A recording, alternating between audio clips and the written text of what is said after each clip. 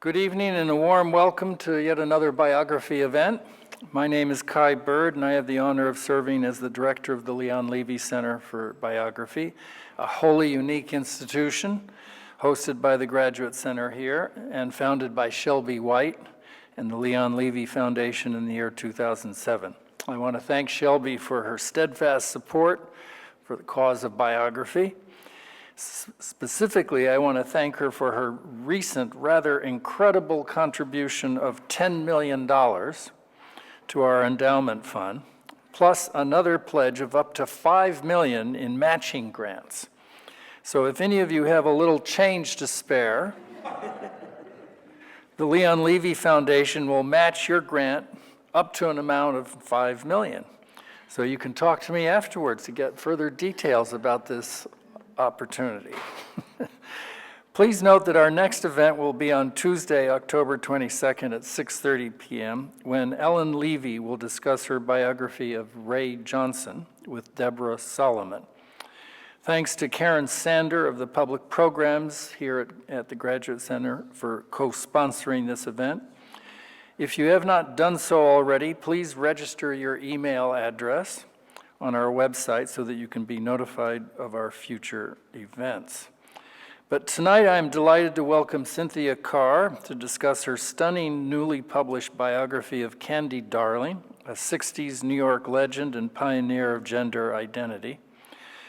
Carr will be in conversation with Lucy Sante, and Books on Call will be selling books after this event, over in that corner.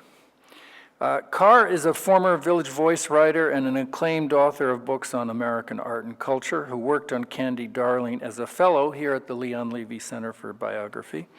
Her other books include Fire in the Belly and Our Town, a heartland lynching, a haunted town and the hidden history of white America. Lucy Sante is the author of Low Life, The Other Paris, Kill All Your Darlings, The Factory of Facts, and most recently, I Heard Her Call My Name, a memoir of transition. Cynthia and Lucy will be in conversation for about 40 minutes, and then they will take questions from our in-person audience. This event is being live streamed, so hello out there to our virtual audience. We will try to end this program after about 1 hour. Again, thanks to the Leon Levy Foundation for funding this and all our other events. Thank you, and Lucy, now I turn the conversation over to you. Thank you, Kai. Yes, thank you. So, well, thank you for writing this absolutely amazing, enthralling biography, which I reread yesterday, all the way through. Wow. It's an amazing book, and I mean I almost want to use a French phrase here, travail de bénédictin. That's the work of a Benedictine monk, because it must have been like piecing together the Dead Sea Scrolls. You had undated diary entries, unreliable memories, unreliable narrators, and you know, it's like you assembled it with tweezers and a lot of speculation, right? It kind of felt that way at times, and I had what I thought was kind of a finished manuscript, and then I looked at a list of all these things that I thought, no, I have to get that in. Where would it go? You know, because it was not dated, and I had to, you know, I wouldn't ascribe a date to it, but I had to make it go where it seemed to make sense, you know, psychologically with Candy or whatever. So there were quite a few of those things that I tweezed in at the end, but and quite a few archives that I had to search through, and of course my main source was her friend Jeremiah, and who had some of her things, and I did so many I looked at the end, I had so many interviews with him, I never counted, but it was longer than the book. The word count was much longer than the book, which is fairly thick. So he was my main source. Yeah. You know? So, you know, and he died right before this book came out. That's, yeah. So, And he had interviewed all the people who died before you got Yes, on your... that was a really important thing. He started interviewing people after Candy died in 1974. So he got to like former friends on Long Island where she'd been, both her parents. You know, some of like Tom Ian, playwright Tom Ian, interviewed him. A director she'd worked with named Ron Link. He had all those interviews and he gave them all to me. You know, there were all these cassette tapes, and he just handed them all over because he thought it's crucial to get a biography of Candy out there. So I was very. I mean, I don't know that I could have even done the book without those things, you know, because her childhood, she never talked about her childhood, and it would have been like a big mystery without those tapes from former friends and family members. So, you know, it's just, I was very lucky. And he did have some of it, well, I ended up, when I first went over there, he called me up and asked me, he had seen me at this sort of odd event called the Acker Awards. I got one of those. Yes, well, this was, Jeremiah and I both got Acker Awards. You know, for people who are, I look at it as people trying to keep the boho spirit alive down in the Lower East Side. So I got one for my book on David Wojnarowicz, and he got one for the documentary he had made about Candy. And he called me the next day and said, you know, I don't know who you are, but when I saw you, I thought, that's the person who should write about Candy. Oh, wow. So I said, well, I wasn't sure that was the right thing for me, but I went, I'm between A and B in the Alphabet City, and he was on Avenue C, so it was a short walk. And I went over, and he showed me he had a lot of her journals and some letters and photos and things like that. And I thought, well, okay. But what made the big difference, really, is that he started talking about her life. And what I knew about Candy, I knew that she was a Warhol superstar and transgender and very glamorous. And what he told me about how here she was, she'd be in Manhattan going to parties with Warhol, or she knew everyone from Salvador Dali. She got invited to Mick Jagger's birthday party. I mean, all these things that she's doing. And then she goes home, and her mother says, don't come until it's dark. Don't let anyone see you. Don't answer the door. And, so I thought, oh, I mean, this is like this constant shame in her life, and this, what she had to deal with really as a trans person at that time. I thought, well, that's a story that should be told. Mm-hmm. Absolutely. So that's what got me, along with the fact that he had the journals and things, although I found out that I started going over there. He had a lot of other stuff in boxes, and I should have had a little more hesitancy, I think, when I came in and there was a path from the front door over to the chair where I was going to sit. His living room was filled with boxes, and the bedroom was filled with, he was just a hoarder. And most of the stuff had not been separated out. What he showed me was in a drawer and a dresser, but there was a lot more that I had to find in all these boxes.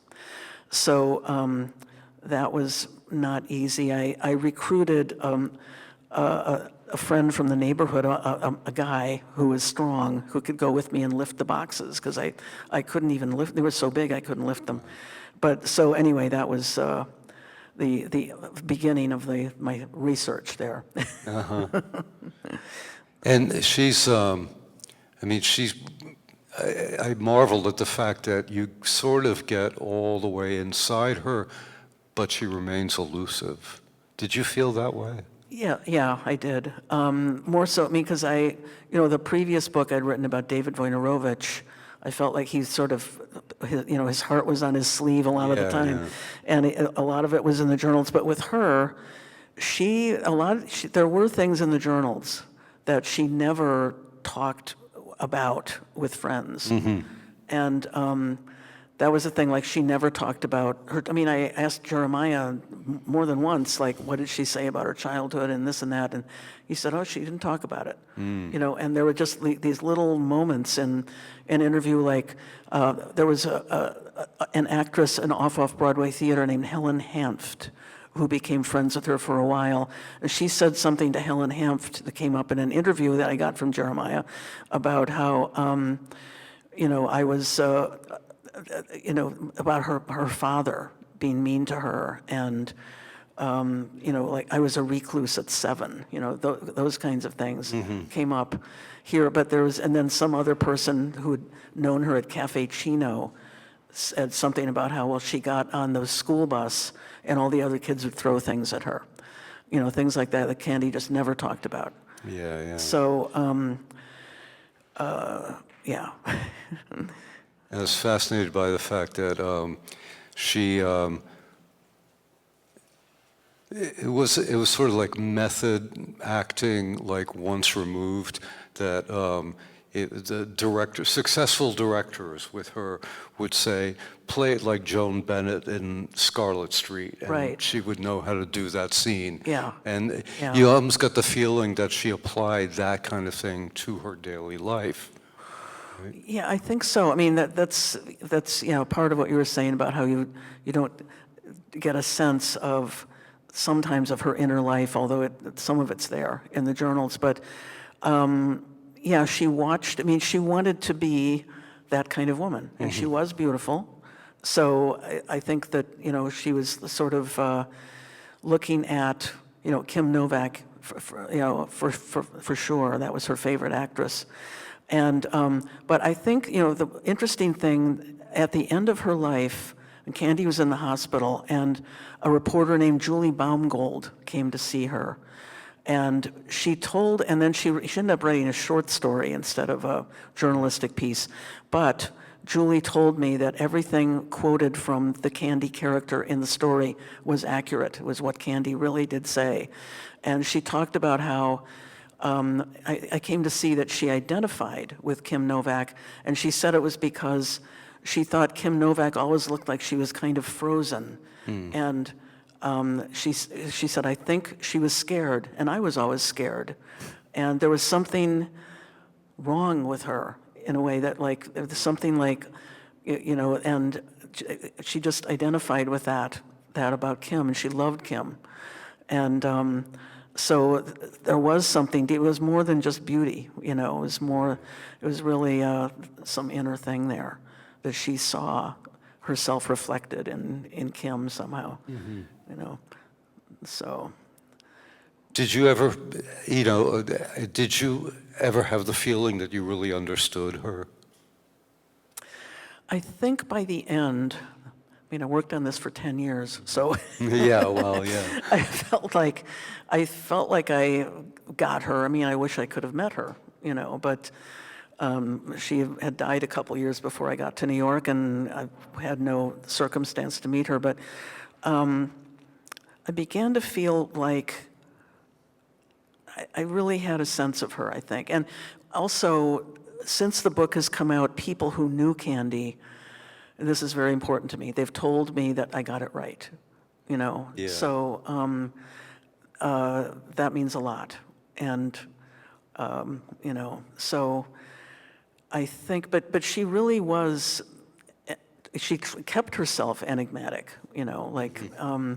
and maybe that was part of how she protected herself there weren't that many trans women or men, that for that matter, that were even visible at that time. After Christine Jorgensen, there just weren't that many who were out. And she was really out there, as a trans woman. And I think really had guts to just do that. Yeah. But of course, I don't think she could have lived any other way. I think she knew from very early that she was, not a boy. And so there was just, in a way, there was no choice for her, and different for everyone. There's no one way, as you know, there's no one way to be trans. There's no one path to follow. But in her case, she knew very early. And, and I think by the time she was 17, she had taken the name Candy, so, so yeah, I hope that I think she comes through. Yeah, no, I mean, I didn't mean to suggest that you didn't depict her Yeah. masterfully, but just the fact that, you just, I feel like I'm seeing, there, I see through things you write, her eyes, but it's through a veil of gossamer. Yeah, well, And there's so many contradictions involved that, you think of this person who's like cutting edge, right? She's trans before anybody else is trans almost, and she's in these Warhol films and in this demi-monde and avant-garde theater, and yet, she's somebody who was for the war in Vietnam and would have voted Republican, and Right. yeah. And also, for that matter, that, there's this whole, that she's pursuing this like religion of glamour, and the poverty is unbelievable. I mean, it's the kind of poverty that today would send people into living in the subways. I mean, I always think of like the 60s and 70s as a time when you could live cheaply in New York City because, you could get an apartment for $100 a month, but she didn't have anywhere near $100 a month most of the time. Right, yeah. No, there's that one incident where the playwright who later worked with her in some little theater in the East Village, they'd been acquainted they'd seen each other at the Chino, and she came up to him, she saw him on the street, and she said, "Could you give me $10 for some food? I haven't had anything but popcorn to eat for 2 weeks." So, yeah, I mean, she never had money, and she never had a place to live. She would, Jeremiah became her roommate, like, always let her move in with him. She never paid any rent, and they lived together, and I think it was 3 different apartments. But often she just went back to her mother's house in Massapequa Park, so, she would sleep on people's couches, and that was the thing at the end when her mother decided that she wanted to move out of Long Island. Candy said to Jeremiah, "Well, what am I going to do? I can't keep sleeping on people's couches every night, and my mother won't be here." So, and at that point, she was ill by that point, so she couldn't walk up the stairs to his apartment, and she had been lucky enough to find someone who took her in who had an elevator building, but, she knew that, like, what am I going to do, and, yeah, she was always really impoverished. So it's like... Did you keep a tally of how many addresses she had? I didn't. I think I wrote down Jeremiah's addresses, but Yeah. I mean, there were some of hers that I probably didn't know, like she would have just crashed with somebody. Hey, yeah. And someone said to me, "Well, back in the 60s, everybody crashed. People would just crash with someone. It wasn't that big a deal." So I'm sure she did that a lot, and but I never kept track of all of the places where she might have been. Speaking of paradoxes, there's the huge glaring one that she spent her career projecting the 1930s glamour realness, you might say. She was not only Kim Novak, she was Carole Lombard, she was, et cetera.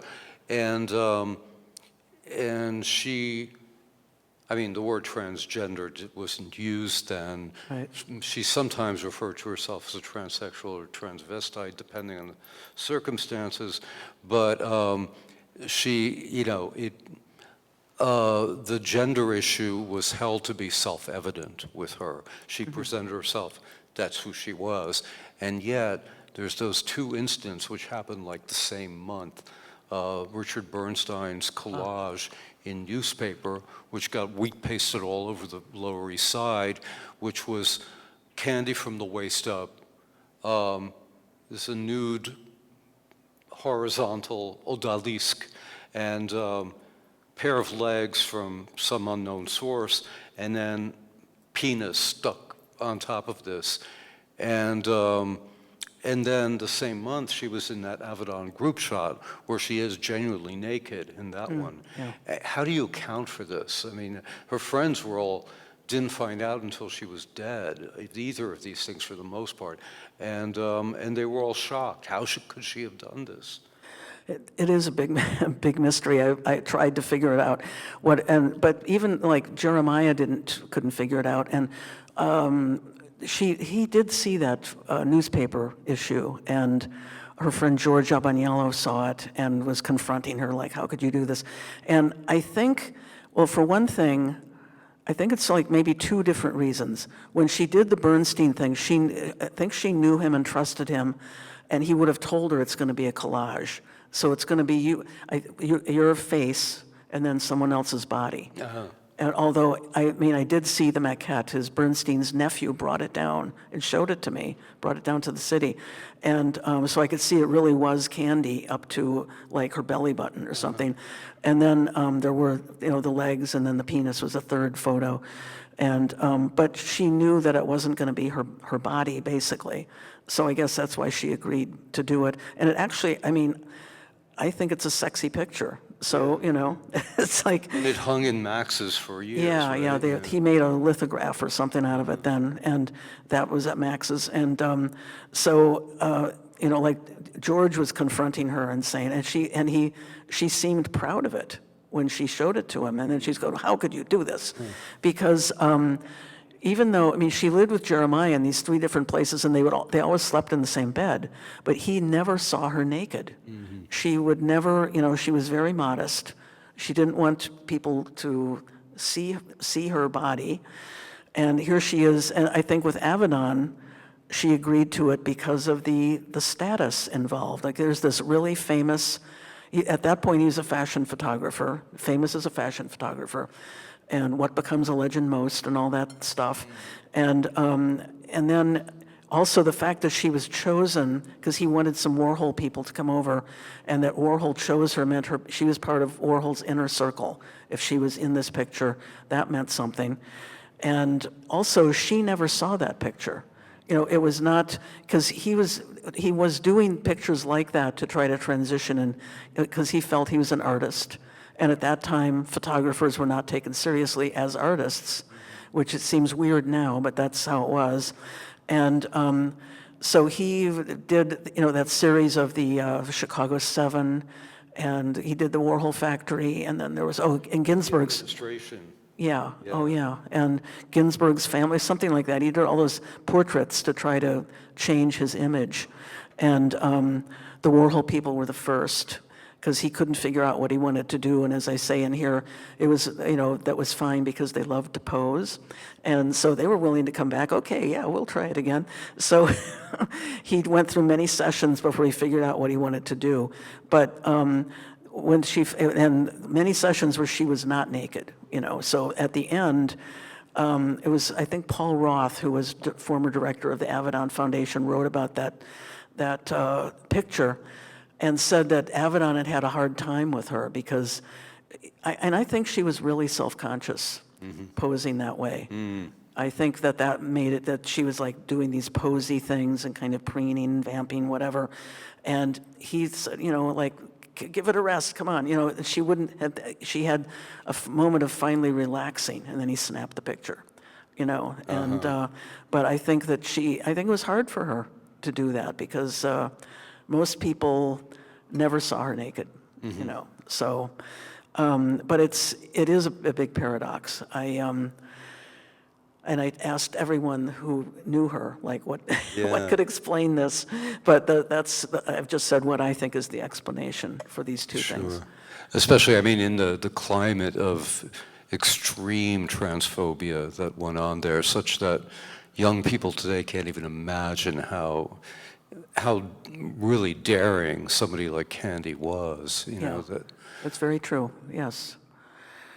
Like once the neighbor who said, I thought that people like that were locked up, Right. And someone who had known Candy as a, teenager said, well, and also saying, well, if she had turned out to be a gay man, I could have accepted that, Right, but, yeah. She went too far, and people like that, aren't they locked up?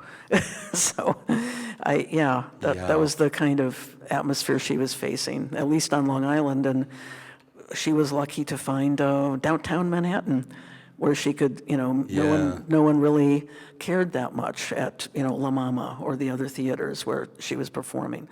So she could be herself.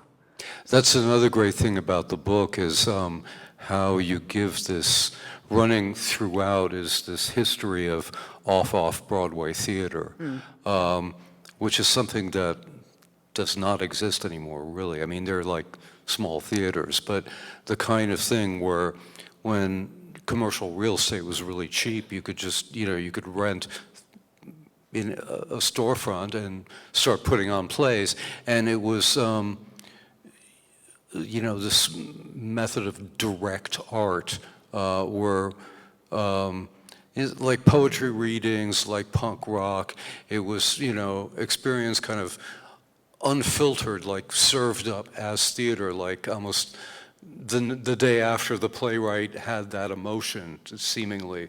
Yeah. Yeah. And how many vistas that opened for different people, and how it became possible for Jackie Curtis and Holly Woodlawn as well to thrive, Right, yeah. sort of thrive. Yeah. Right. And I mean, Jackie was kind of a genius, in my opinion. But very, uncontrolled and undisciplined. But yeah, when he worked on this play called Vain Victory, they were in rehearsal for 6 months, and he kept changing it, every day, and or she. I mean, he changed pronouns in the middle of all this from he to she, but anyway. Candy was involved in that, and it's true, it was this sense of possibility that just isn't there now. Like, I know at the beginning of that chapter I wrote about the wonderful Augusto Machado, who came home one day to find Jackie was in the hallway, and he knew who Jackie was because Jackie was a superstar because Flesh had come out, and Candy and Jackie were both in Warhol's film Flesh, and so. He said, oh, it's a superstar, but then went into his apartment, and Jackie was there knocking on the door of an actor who had been in Boys in the Band, and he was trying to get that actor to be in Vain Victory, The Vicissitudes of the Damned. That was the full title. But the guy would not answer the door. So then Jackie went up to Augusto's door and knocked. Augusto opened it, and Jackie walked right in and said, can you dance? No. Can you act? No. Can you sing? No. Want to be in a play? And that was the thing. It was this possibility that, and Augusto went on to be in other plays. He worked with the Ridiculous Theater, I think, too. I mean, he was, and there was like, you could just do it. And like Jackie would come into rehearsal and say, I saw an Esther Williams film last night. Let's add an underwater ballet. So, and of course they're going to be at La Mama, so that took some doing, and of course that was out, a couple days later, that was gone, and so, Augusto was a valuable source to me describing how all these changes happened, all through this, but yeah, there was that sense of possibility, and with La Mama, for example, like Ellen Stewart taking this theater like from one spot to the next and getting the housing, the fire department, all these different city agencies were after her for some violation of something. I'm in the basement of over here, and then I'm in another, this little room upstairs over here above a clothing store, and then, it kept traveling around until she got the place on 4th Street, but yeah, and then they got the La Mama rehearsal space, I think, pretty soon after that.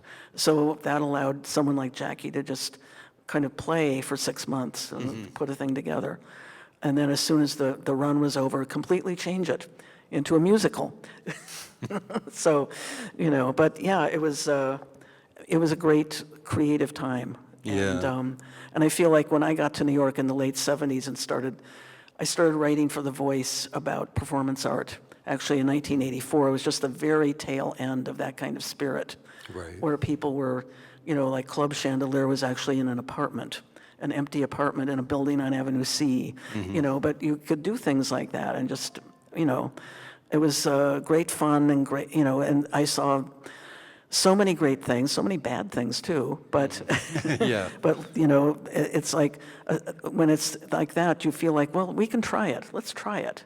And by the 70s, the city wasn't torturing these people with their like licensing requirements.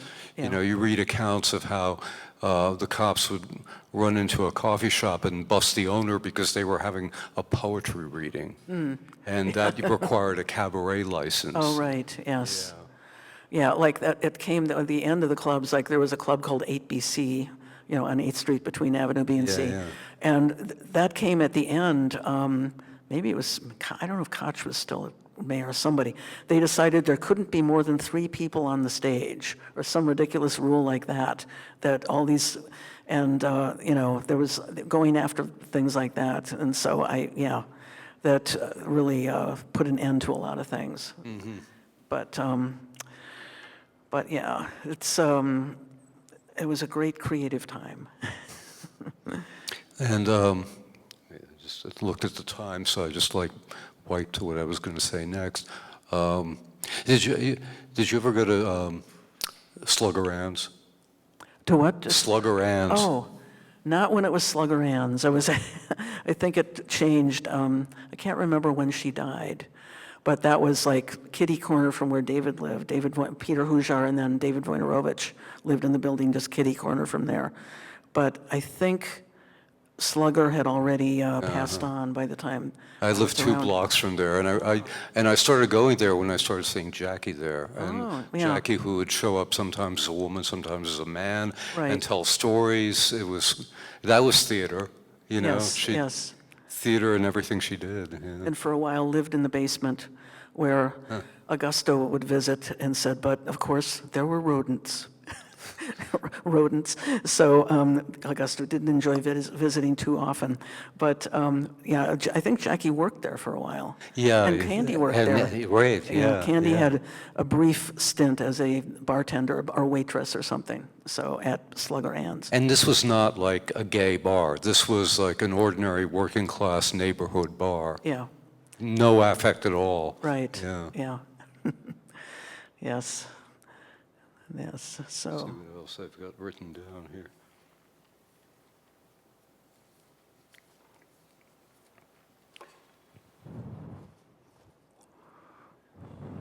Oh yeah, I did want to ask about that remarkable epigraph from Simone de Beauvoir, Yes. where she says, not going to be able to quote this from memory, but basically, should I woman. read it? Oh yeah, read it. Yeah. Okay. Yeah. Okay. This is from The Second Sex, and it was written in the 1940s. Okay. One is not born, but rather becomes a woman. No biological, psychological, or economic fate determines the figure that the human female presents in society. It is civilization as a whole that produces this creature, intermediate between male and eunuch, which is described as feminine. Only the intervention of someone else can establish an individual as an other. So Simone de Beauvoir. And, to me, I know it's a little bit, she's a big intellectual, so it's like maybe not easy to understand, I think. But to me, it's about how, everyone is kind of non-binary. Right. That seems to be what it comes down to. And it reminds me that, Shulamith Firestone, and I quote it later in the book, there's the Dialectic of Sex, that famous book that she wrote, where she says something very similar about how, it's not just getting rid of male privilege, but the sex distinction itself, as she put it. Yeah. And why do different genitals make for different, make you treated all different ways? And we want to get rid of that. And so that's also a non-binary way of thinking. And these are these are early feminists and, visionaries really. And interesting to me that they're definitely not TERFs. Yes, right. They definitely are not. And I think that's to me, that's, I kind of look at transgender things in that way, that it's about like, what is a woman and what is a man, and why are they treated so differently or something? I Right. mean, I don't know, it just brings up these really basic questions that I think are valuable for people to think about, always, so. And Candy Darling, of course, she's a case study in the sense that it's like all the signs and appurtenances of femininity writ large, so that somebody of turf inclinations, for one, could think of this as the triumph of the superficiality, right? But Yeah. actually, it runs so deep, and that superficiality is kind of, it's drag, but like every costume is drag, and Right. and sort of the superficiality is kind of disguise for the depth in some strange way. Yeah, and she was definitely not a feminist, Candy. Right, yeah. She went to that famous town hall meeting where Norman Mailer was leading a panel of feminists, and one of them was Jill Johnston, one of my heroes, actually. But she was, I think, the only lesbian on the panel. But she got up and started talking, and he cut her off, and she had a friend come up, and they were rolling around on the floor. And Candy was in the audience and said, real ladies don't act that way, and something like that, and but I think for her, she had, she was trying to abide by the category of woman that she knew to be out there, and I think it was scary for her to see women saying this category is no good and that we don't want to follow it anymore, and we're changing it, and so I think that was hard for Candy to take. I also feel, I mean, maybe, I don't know if it's wishful thinking, but Candy died shortly after she turned 29 years old. And I somehow hope for her that if she had lived longer, she might have changed and become more interested in politics than she ever was, and might have, I mean, her focus was on survival. Yes. And right. so she didn't get involved in the political things, but maybe that would have changed. She was not stupid. So, it's, I think if she'd had more time, who knows what would have happened, but there's a possibility that that would have changed, so. How about we take questions from the audience? Oh. Yes. Hi, thanks for doing this talk with you. I am working on a biography about another prominent trans woman, Renee Richards. I'm having a hard time hearing you. Do you have, yeah. Yes. So I'm working on a biography of another prominent trans woman, Renee Richards, and I would love to know from a craft perspective if there are any specific precautions or sensitivities you had in mind when writing a biography of someone trans, especially someone you describe as modest, when thinking about, physical details or any feelings of gender dysphoria or anything like that. How did you approach writing about that in a sensitive way?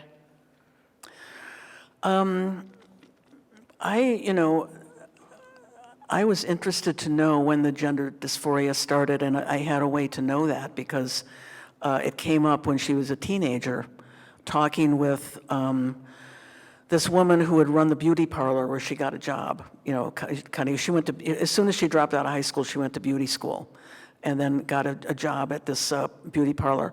And the woman who ran that place became, to me, she was like a mother figure, better able to accept Candy's difference from other people, and Candy talked to her. She didn't use those words, gender dysphoria, because I don't think that was in the vocabulary then.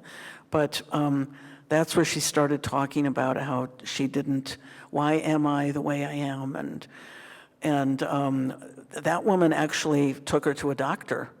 And the doctor said, I can give you male hormones, and you can go back, that'll make you more comfortable with being a boy.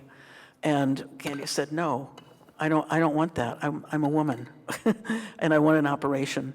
So that was, and I learned that thanks to that interview Jeremiah did with the woman who ran the beauty parlor. I wouldn't have known it otherwise. But I don't know if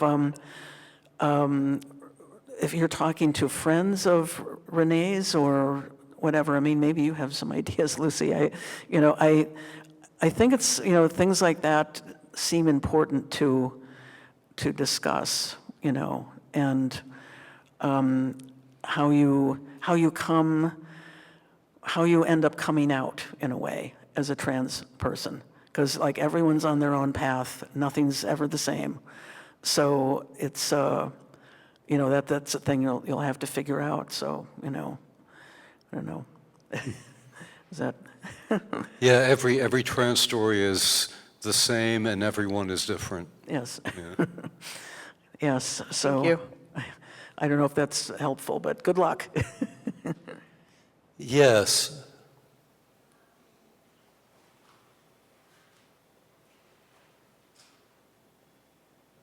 Thank you. Hi, Cindy. Yes, I just kind of picking up on your question. Something I wanted to bring up and ask you about is you were so clear about pronouns, and the way you, even the very beginning of the book, you kind of lay out he, she, how I'm going to use it, when I'm going to, which pronoun I will use.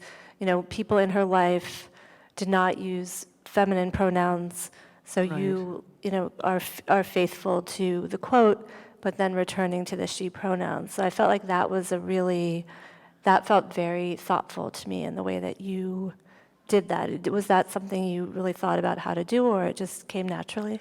That was not easy. I ended up talking to 10 people who were people I knew who were either trans or very close to the trans community to really discuss this, like, what do you think I should do about this? And the message was pretty clear. I mean, there were some trans people who said, no, I used to be a boy, you should say that. But I think the majority of it was, I've always been she. So I decided to go with that, and also, Candy had decided that pretty early on, but and then I was hoping that like chapter 1 wouldn't be all confusing because I'm going to say she and the friends are going to say he, but I think it comes through, and but yeah, I did a lot of thinking about that.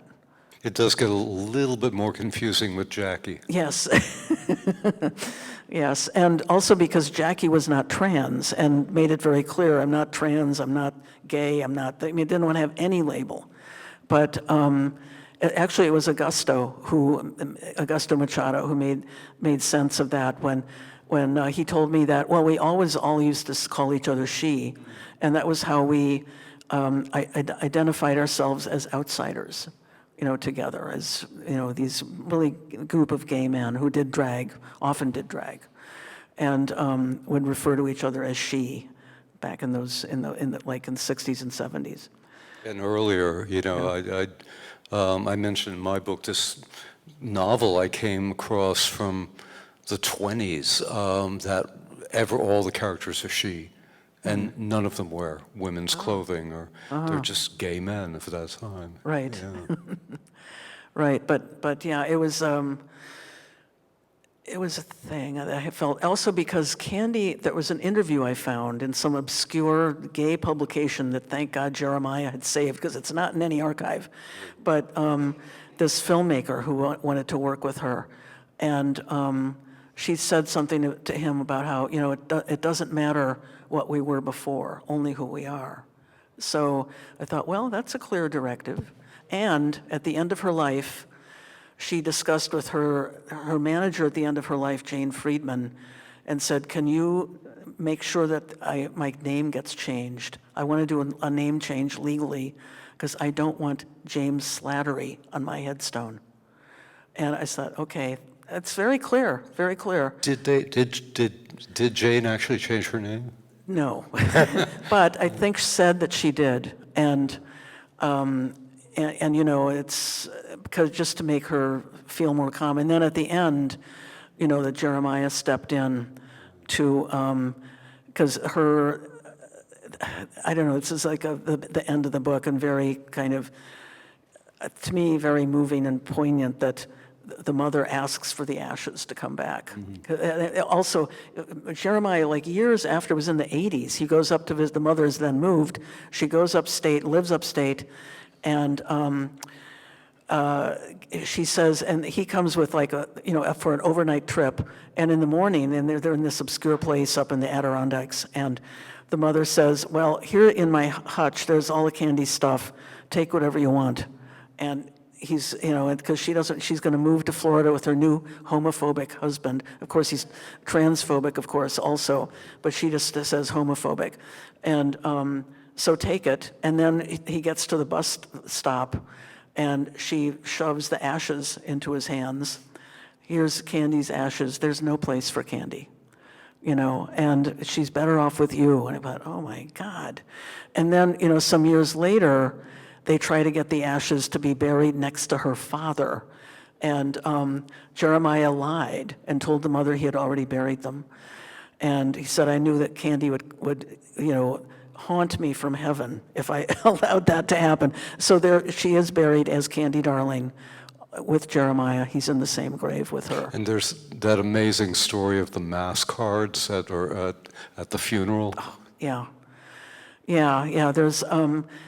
she ended up at, well, that's another kind, to me, very moving story of how she does end up at Frankie Campbell's, where she wanted to be.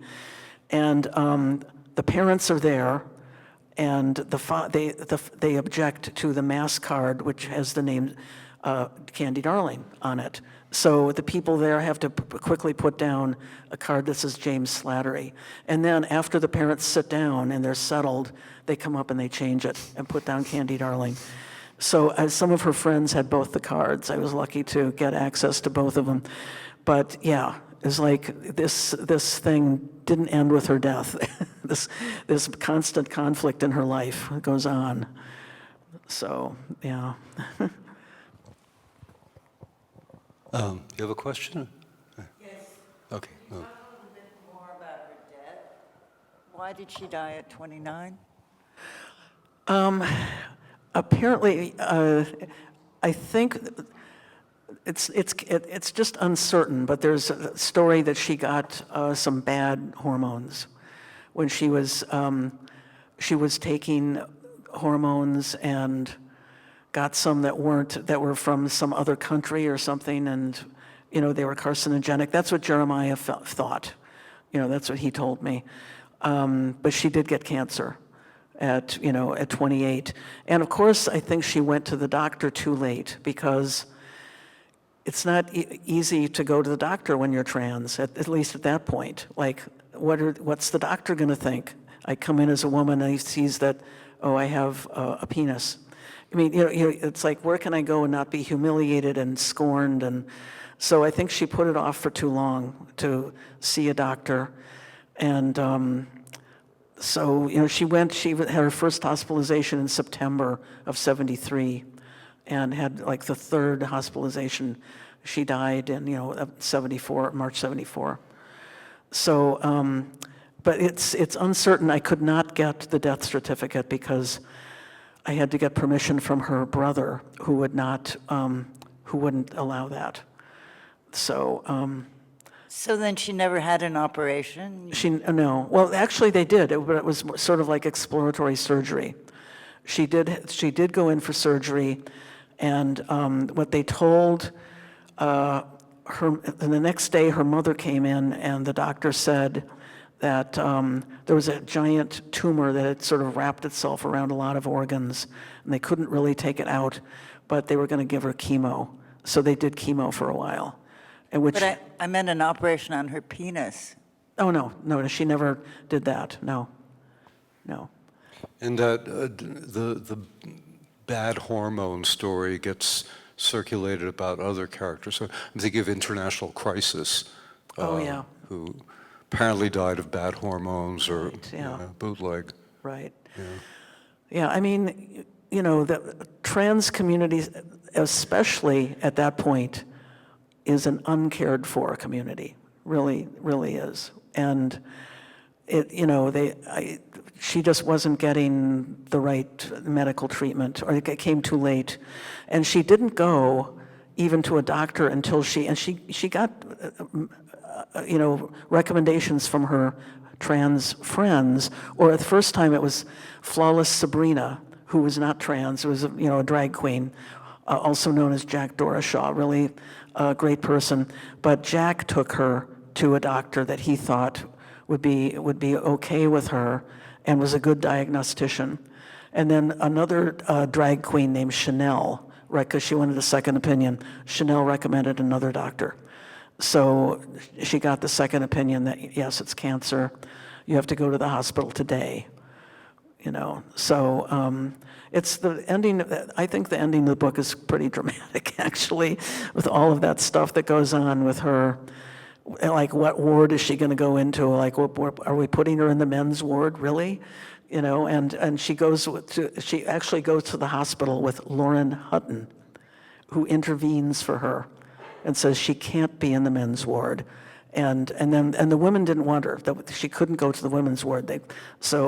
And Lauren Hutton said something like, I'm going to pay for it. I don't think she actually did, but she was, at that point, she was pretty well known, Lauren Hutton. So the fact that she intervened with the people at the hospital and said you know, they gave her her own room in the end. And how that echoes the scene where she's finally in a Broadway play, but she can't use the women's dressing room, and she doesn't even want to use the men's dressing room, Right, yeah. so they give her the broom closet. Right. This was a Tennessee Williams play that she was in. Yeah. And she came in. The play was struggling. This is late Tennessee Williams.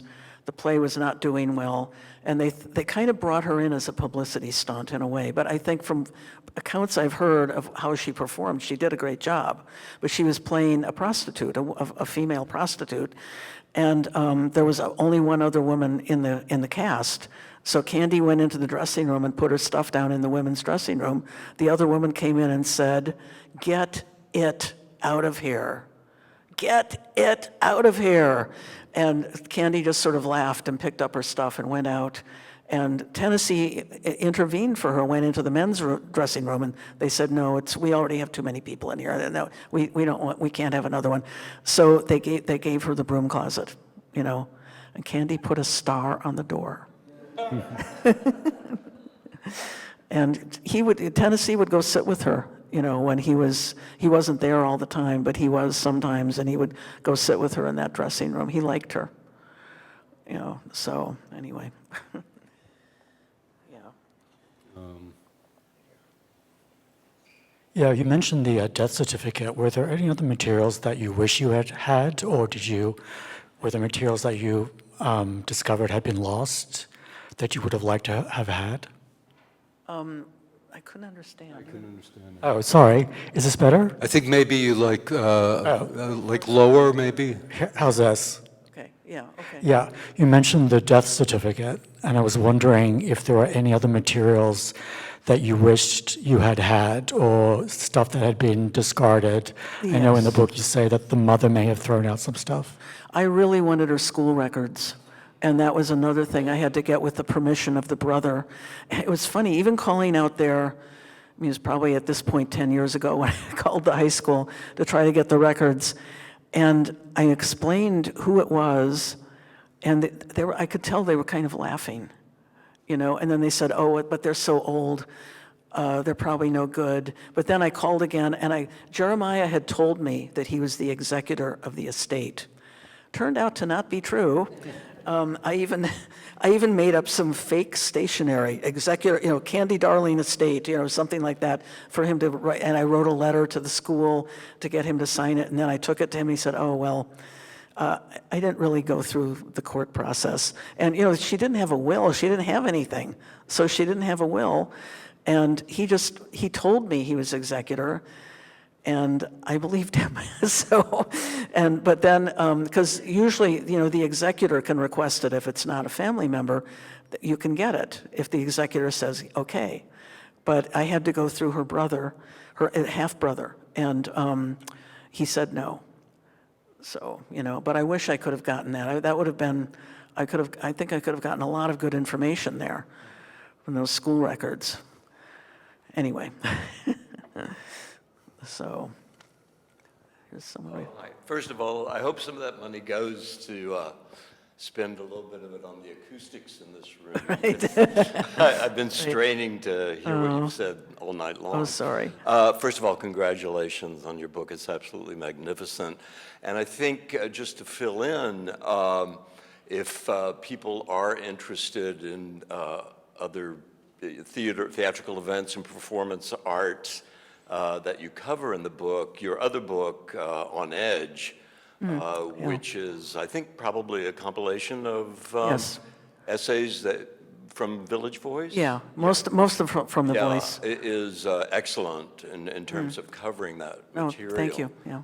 But I have to say, the book of yours that absolutely knocks me off my perch is the biography of David Wojnarowicz, Fire in the Belly. Yeah.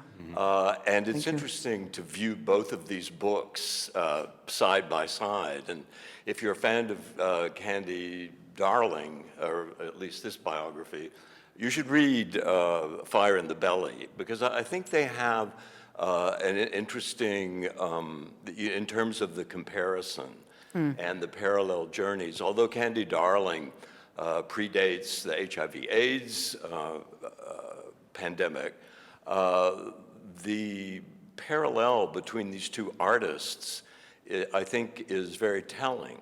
And the research that you did, especially on Fire in the Belly, seems to be different in terms of the research that was available to you for Candy Darling. And I'm wondering, is that too technical an issue to talk about? And also, is the Jeremiah Newton files, where are they going? Because I know the David Wojnarowicz materials that I think at the Fales Library. Yeah, yeah. That was your home away from home. Right. Yes. I don't know if there's a response to any of that, but congratulations. Wonderful work. Thank you. Some of Jeremiah's papers are at the Howell Archive, which is run, Jane Friedman set up the Howell Gallery, and she now has a space on the Bowery that there's an archive, and some of his papers are there. He gave some of them to the Warhol Museum. Some of Candy's stuff is at the Warhol Museum. And I spent 2 weeks there going through everything that they had about her. And in Pittsburgh, yeah. But, Jeremiah, all those tapes that I listened to and transcribed, I'd say about half of them are now at Howell. But I went to his apartment after he died. I went with Jane Friedman, and we couldn't, there was a lot that we could not find, and I think a lot of those tapes are just gone. He demanded that I bring them back, at some point, and I think he wanted to give them to someone else, ended up not doing that, but then I had to bring them back, and I realized that what he wanted was the plastic case that they were in. He was going to use to put something else in there, and the tapes just were scattered around the apartment. And I thought, oh my God, these are so valuable, and they can't be reproduced, but so he was kind of a slob, I'm afraid, but meant well. And so I think whatever could be gotten from the apartment did end up at Howell, the Howell Gallery and Archive. It's on the Bowery. So, good luck finding it. And in terms of I thought of David and Candy as being, certainly when I started Candy, I thought, oh, these people are so different. But then I realized that both of them went through this period of really trying to hide themselves. Like David had this feeling of that he was an alien in the world, and that if people knew who he really was, they would hate him. And I feel like there's a parallel there with Candy for sure, that she's sort of always hiding a part of herself, it seems, like we were discussing before. Like, you know, she's just very contained. And I did not expect that when I started this, you know, that they would have that kind of similarity.